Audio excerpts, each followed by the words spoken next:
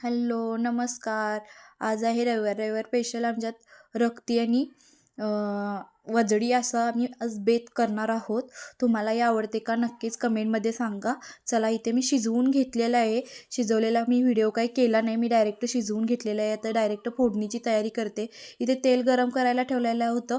त्यात तेलात कांदा टाकला. छान असा बारीक कांदा चिरून घेऊन तो तेलात छान असा करपूसतर भाजून घ्यायचा आहे.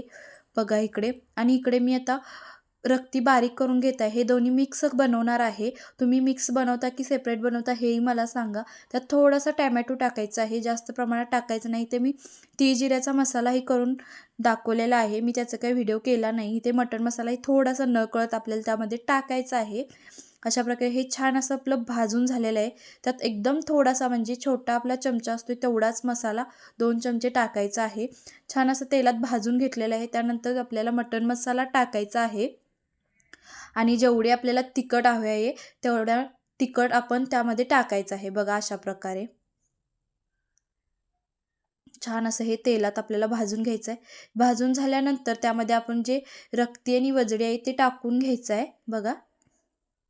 आणि छान एकत्र मिक्स करून घ्यायचं आहे.